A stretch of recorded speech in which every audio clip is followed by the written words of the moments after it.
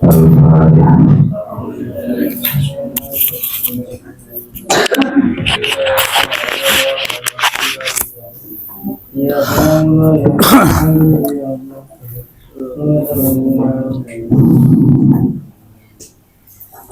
Bismillahirrahmanirrahim. Alhamdulillahirabbil alamin. Nahmaduhu wa nasta'inu bihi wa nasta'jihi wa nastaghfiruh. Wa na'udzu billahi min syururi anfusina wa sayyiati a'malina. May yahdihillahu fala mudilla lahu wa yudlil fala hadiya lahu. Asyhadu an la ilaha illallah wahdahu la syarika lah wa asyhadu anna Muhammadan 'abduhu wa rasuluhu la nabiyya ba'dah. Allahumma shalli ala sayyidina maulana Muhammadin ala alihi wa ashabihi ajma'in.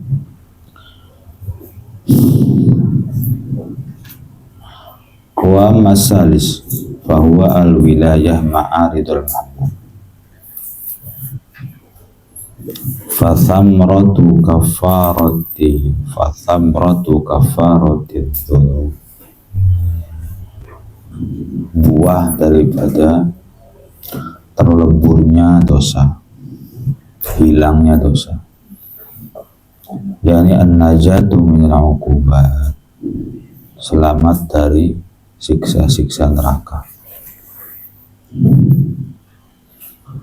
Wa thamratu taharatil uyub, buah dari pembersihan dari aib.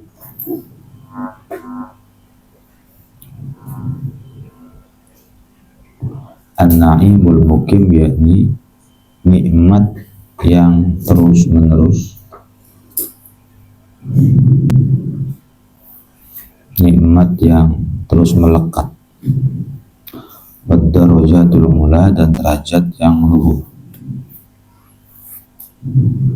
Wa samratul wilayah ma'aridul mahmud, kemudian buah mempunyai ridhonya Allah adalah husnul bisyarati, selalu mendapatkan kabar baik minallahi ta'ala, dari Allah ta'ala, birridho wa birru'yah, baik dengan ridho ataupun dengan kelak nanti melihat zatnya Allah subhanahu wa ta'ala. Wa ziyaratil malaikah, dan bisa berziarah pada malaikat. Wa ziyaratil fadilah, wa ziyadatil fadilah, dan bisa menambahkan kebaikan-kebaikan. Babul usyari, bab yang bersifat 10. Wa fihi tis'un wa ishruna mau'idhah, di dalam bab ini ada 29 nasihat. Ihda asyar, yang 11 akhbar berupa hadis. Wal baqi athar, dan sisanya berupa athar. Wal maqalatul ula, maqalah yang pertama, qala Rasulullah sallallahu alaihi wasallam, alaikum bisiwak, bersiwaklah kalian. Ai ilzamuhu, istiqomahlah dalam menggunakan siwak. Fi kulli waqtin, setiap hari. Wa fi kulli halin, setiap keadaan.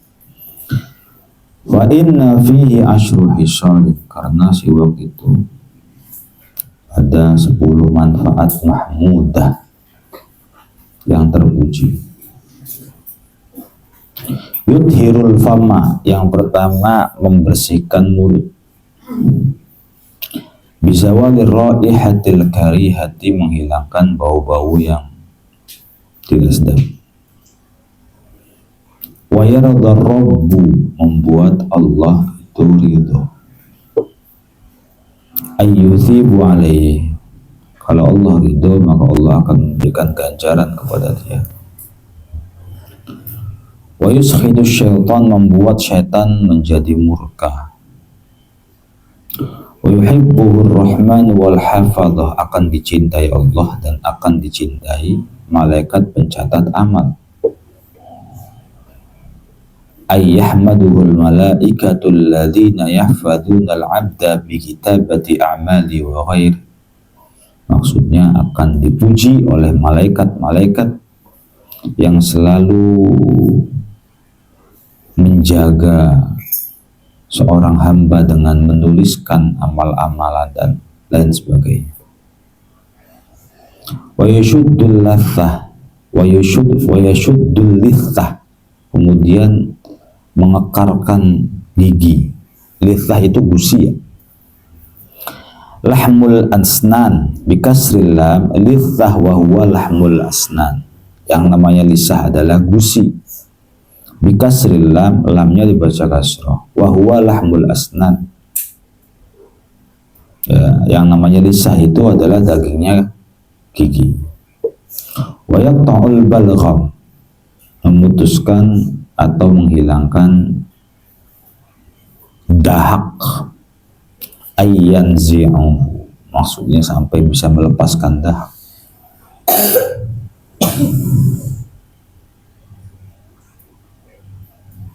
Wa yutibun nakhati, mengharumkan nafas hidung. Nakhah itu nafas hidung. Ay an-nafsu minal anfi. Wa yutfi'ul mirrah. Mirrah itu bahwa khalatun min akhlatil badan, campuran dari badan, kasofra was sauda wad dam wal balkha, seperti kuning-kuningnya, hitam-hitamnya, darah, apa ini,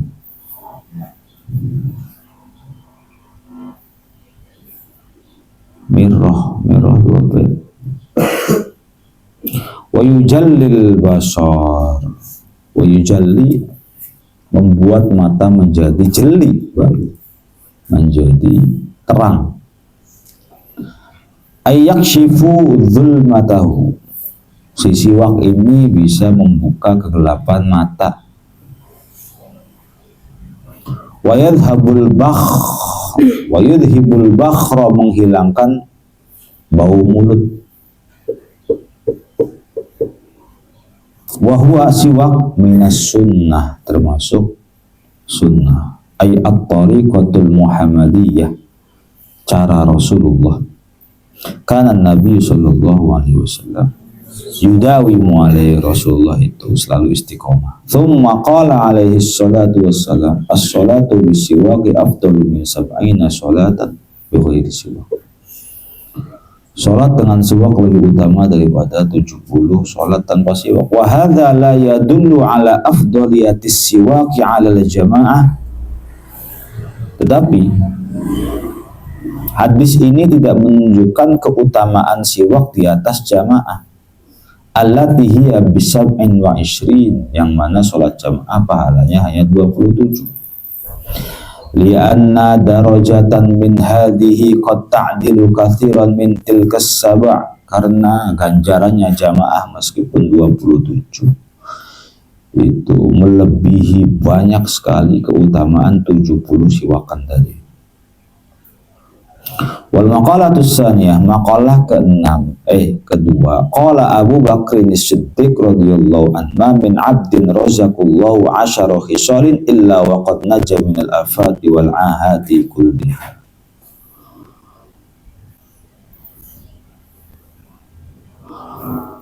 Abu Bakar As-Siddiq radhiyallahu anhu mengatakan, tidaklah seorang hamba diberikan 10 rizki yang akan disampaikan tadi. Tidaklah seorang hamba dianugerahi 10 rezeki kecuali dia akan selamat dari malapetaka dan hama. Jadi kalau ada seorang hamba yang Allah karuniakan 10 rezeki, maka Allah akan selamatkan dia dari afat, dari kecelakaan, dan ahad, dari hama. Wa syara fi darajatil muqarrabin, dan dia masuk dalam derajatnya orang-orang yang dekat dengan Allah Subhanahu wa ta'ala. Wa nala darajatal muttaqin, dan dia mendapatkan derajatnya orang-orang yang bertakwa. ayyalladzina taraku syahwatin nafs. Al-muttaqin adalah orang-orang yang meninggalkan syahwat hawa nafsu, wajtanabu al-manhiyat, dan menjauhi semua larangan-larangan. 10 itu apa saja? Awwaluha, yang pertama adalah sidqun daimun ma'ahu qalbun qani. Yang pertama adalah selalu jujur, disertai dengan hati yang legowo atau hati yang rima. Airadin bil qismah, nerima tentang takdirnya Allah. Saya dikasih kismah, itu bagian-bagian Allah yang diberikan kepada hambanya. Bagian saya kulitnya hitam ya, bagian saya uangnya segini, kismah. Bagian saya punya orang tua seperti ini ya, itu manusia harus ridho. Andaikan orang tua saya bukan itu mah nggak boleh ngomong begitu. Wa inna lahu taftahu syaitan. Atau bahasa-bahasa enak, kamu mah orang tua kamu mah kaya, pinter, cantik. Lah orang tua saya.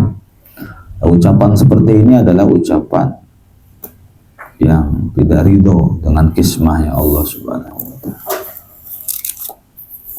Ya, yang pertama sidqun daimun ma'ahu qalbun qani, yang selalu jujur, hatinya nerima. Fasidqul lisan, kejujuran lisan.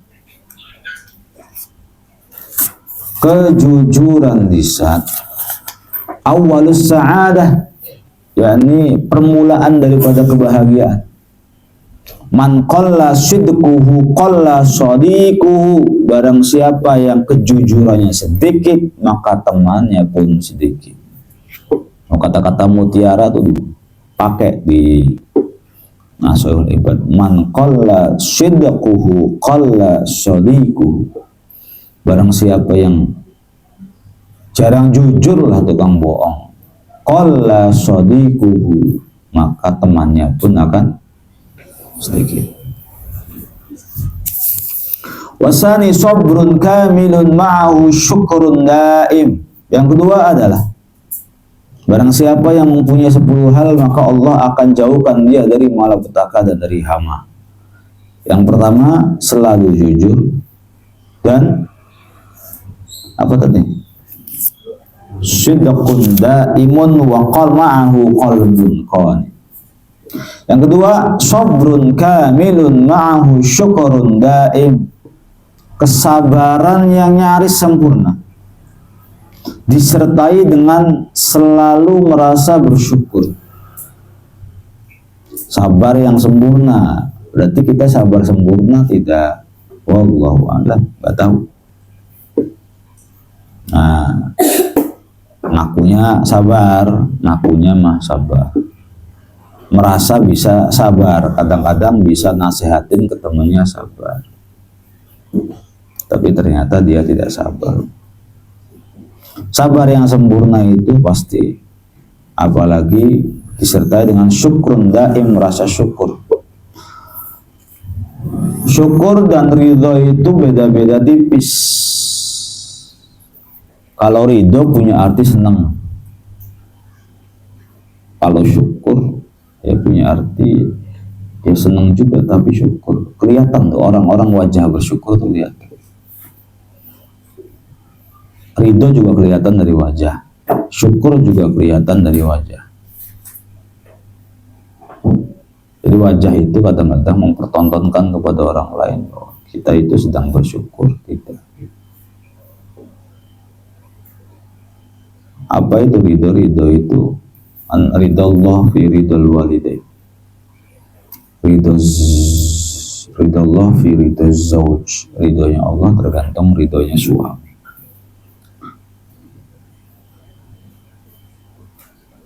Jadi kalau lihat orang, kita minta pendapat sesuatu, Pak boleh nggak kalau saya merantau? Ya terserah aja. Tapi kalau ngelihat wajahnya kurang sedap, jangan kau merantau dulu.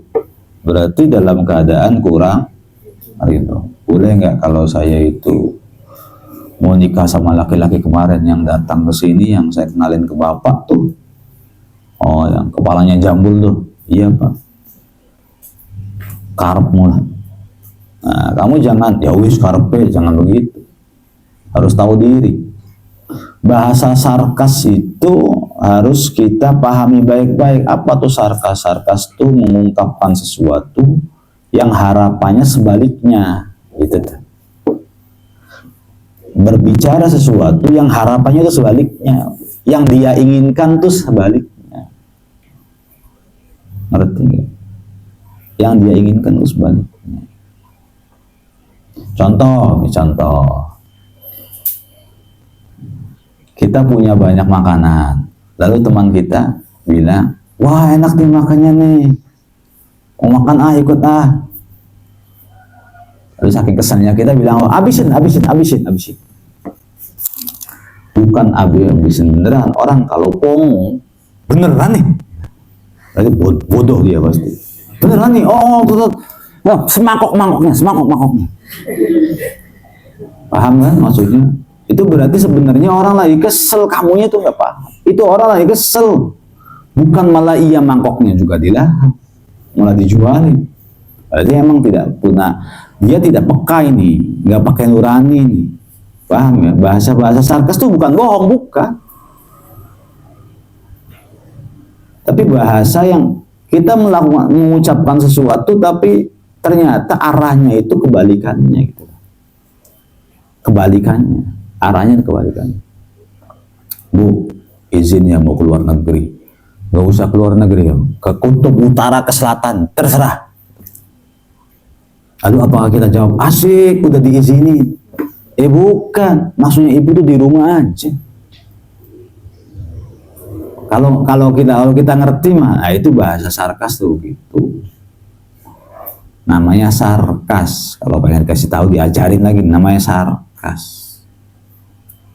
Berarti ya, jangan sekali-kali menerjemahkan apa-apa tuh seakan-akan iya gitu loh maksudnya.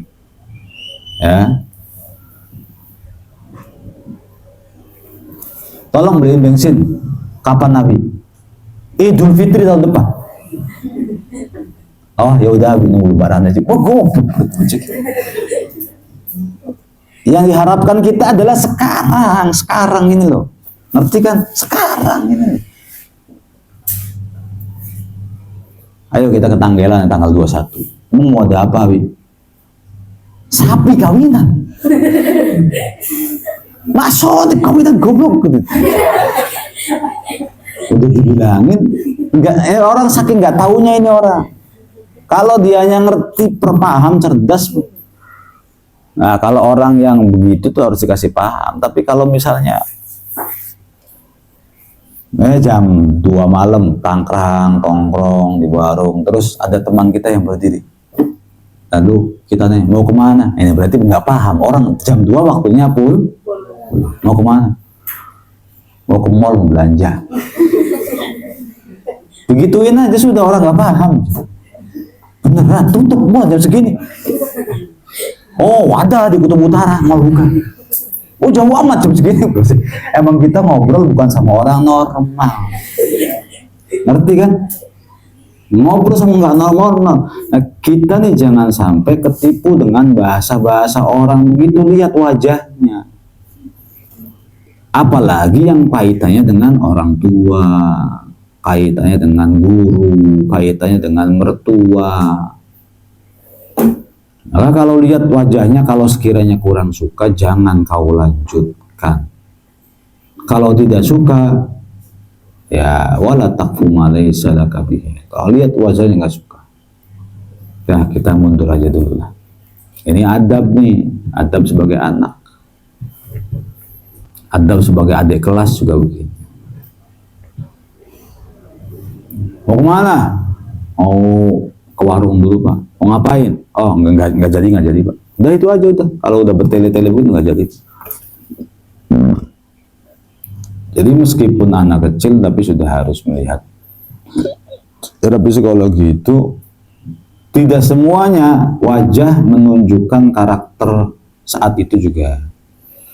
Ada kalanya seseorang yang memang aslinya dia dalam keadaan mempunyai masalah, tapi dia bisa pendem masalah itu, sehingga wajahnya kelihatannya biasa-biasa saja, dan bahkan sumringah. Ya, orang kalau punya masalah itu nanti secara kejiwaan, orang yang hatinya sedang bermasalah, nanti dengan sendirinya secara fisik, secara zahir dia nggak keurus. Apa yang diresahkan dalam hati itu memancar ke pikiran. Contoh, kamu menikah, wala'iyadzubillah, yang mudah-mudahan nggak terjadi. Lalu ternyata suami kamu atau istri kamu punya utang sampai 2 miliar. Kaget.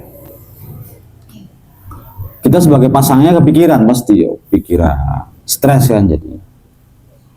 Sudahlah kepikiran, kita telepon terus ditagih. Kapan? Ditagihnya juga dengan bahasa-bahasa kasar, bahasa binatang begitu. Ya, emang mereka kan kalau nagih bahasa binatang, guys. Kita aja yang jadi anak nggak tahu. Yang tahu kan suami istri biasa. Gimana nih Pak? Gimana nih Pak? Allah, harus gimana? Masa harus jual rumah kasihan anak-anak? Masa harus jual motor kasihan anak-anak? Ini gimana ini Allah? Ya, gara-gara ketipu uang 2 miliar, mungkin pinjam ke bank, tak apa tadinya, ditagih sana sini, gedor-gedor pintunya sampai gerbangnya ditungguin. Dek, ayah ibunya ada, Dek. Mau sekolah tuh anak? Ada Pak, di dalam. Oh ya, sok sekolah. Ternyata ada ya kamu ya di dalam, yang ngumpet di kolom mana kamu? Wah, diteror begitu tuh gak enak. Akhirnya hati kita mempunyai masalah yang akhirnya karena hatinya resah, gelisah, kepikiran. Pikiran tuh, kalau pikiran tuh nanti nggak kiyang makan, nggak kiyang tidur, cemas, gelisah, ngobrol sama tamu siapapun nggak bisa bahagia, nggak bisa lepas, nggak bisa ketawa-ketawa. Ketawa juga setengah-setengah. Ada beban di sini. Kalau ada beban seperti itu, boro-boro ada keinginan untuk ngaca cermin, pakai skincare, kemudian pakai lipstick yang cantik-cantik, udah nggak kiyang. Sekarang bukan saatnya itu, sekarang mikirin nih 2M nih, lunas dulu aja. 2M tuh bukan masalah kecil. Kalau orangnya nggak kuat mau sudah bunuh diri, lompat dari lantai 40. Karena orang kuat jarang mandi, jarang sampoan, sehingga tidak memperhatikan penampilan. Akhirnya yang biasanya penampilannya cantik, kemana-mana dandan dulu lah, sekarang mah pakai kaos biasa aja. Nah, kita bisa lihat orang-orang yang sebenarnya penampilan acak-acakan, kurang rapi, kurang baik, itu sebenarnya menyimpan sesuatu dalam pikiran dan hatinya. Sampai udah nggak punya rasa malu, mentok sampai jualan apa aja tuh. Jualan gorengan, keliling, pakai sepeda, nggak ngegubris omongannya temen, tetangga, apa yang penting saya punya uang. Suami saya nganggur terus, kerjaannya main game terus. Ayah saya nggak ada, ibu saya nggak ada, saya saingan dengan kakak saya saingan dengan ibu saya, adik saya. Lalu sekarang, ketika saya nggak bisa bayar kontrakan, bahkan saya kredit motor ditagih-tagih terus misalnya. Ya sudah, akhirnya masalah terjadi dalam hati. Atau pasangan kita misalnya serong sama, nggak sakit hati gimana ya, sakit hati banget. Pasangan kita serong misalnya, pacaran lagi di luar sana, ini deblak kita sudah. Sehingga karena pikirannya itu bukan nggak bener ya, anggap nggak bener itu maksudnya karena pikirannya konslet, hatinya konslet, akhirnya penampilan ikut konslet. Nah, kamu yang masih bisa beli skincare, berarti yang masih pakai lipstick, masih bisa ketawa-ketawa, itu artinya tidak berada dalam ranah dan lahan masalah, belum ngerasain masalah. Nah ini nih orang-orang kayak bermasalah kan pakaiannya gitu nih. Pakai jaket, pakai jas, pakai misalnya pakai kancing, ngerong sebelah gitu tuh. Ini kalau ada santri begitu, tanya, kamu punya masalah berat, utang berapa triliun? Begituin ya nanti ya. Kalau ada santri yang acak-acakan, rambutnya begini ya Pak, Masya Allah, apakah besok hampir mati? Masalahnya berat banget, nggak bisa kah penampilan yang rapi, yang baik di saat-saat sekarang? Ini orang lagi tidur begini, bisa pulas begini karena bisa lepas dari masalah. Coba kalau nggak ada masalah putek nggak bisa tidur, dia melongo aja. Dia duduk di sini tidur nggak bisa, dengerin nasihat nggak bisa. Paham ya? Bengong. Sekarang pengajiannya fardunya wudhu ada 6. Dia merhatikan terus. Paham nggak? Paham. Fardunya wudhu yang pertama apa? Apa ya? Ya kecil. Ini berarti jatuh tempo untuk kredit motornya besok. Cuman nggak bisa bayar sekarang. Begitu loh. Kelihatan jadi orang yang lagi punya problem tuh kelihatan dari. Tidak semua sih orang penampilannya acak-acakan punya problem. Banyak para ulama, para kiai, para wali yang penampilannya biasa aja, nanti kiranya kita punya problem. Tetapi kita bisa dilihat dari sisi akademik, dari sisi keilmuan, dari sisi pengalaman. Kamu kosong, ulama bukan, kiai bukan, biasanya bahagia, biasanya cengar-cengir. Sekarang kok diem kayak candi misalnya, ada masalah. Artinya kalau masih bisa mandi, cekikikan, ketawa, udah kamu nggak usah banyak ngeluh jadi orang. Kamu tuh masih enak.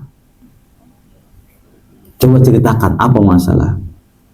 Kalau masalah udah uang miliar, ya, masalah rumah tergusur, masalah motor nggak bakal bisa kebeli lagi, masalah anak punya penyakit, masalah suami divonis sama dokter, baru anggap itu sebuah masalah. Tapi kalau persoalan sosial mah jangan ditanggepin, tetangga ngomong, orang ngomong, apa ngomong. Kita masih bisa cari teman lain. Tuh ya, jadi kalau melihat apa-apa itu melihat wajah. Wajah tuh kelihatan, tapi jangan sampai menjadikan kita suul. Kalau setingkat kita masih jadi santri nggak bisa nilai orang. Tetap sudah. Jangan pernah menilai orang. Gitu. Karena kita masih jahil, belum bisa apa-apa, belum bisa mengkombinasikan antara pengalaman, umur, kedalaman keilmuan, akhlak, sisi gen dari keluarga, kedalaman jiwa, itu tuh harus dikombinasikan. Oh, tidak kelihatan. Tapi kalau misalnya kita belum ngerti apa-apa, jangan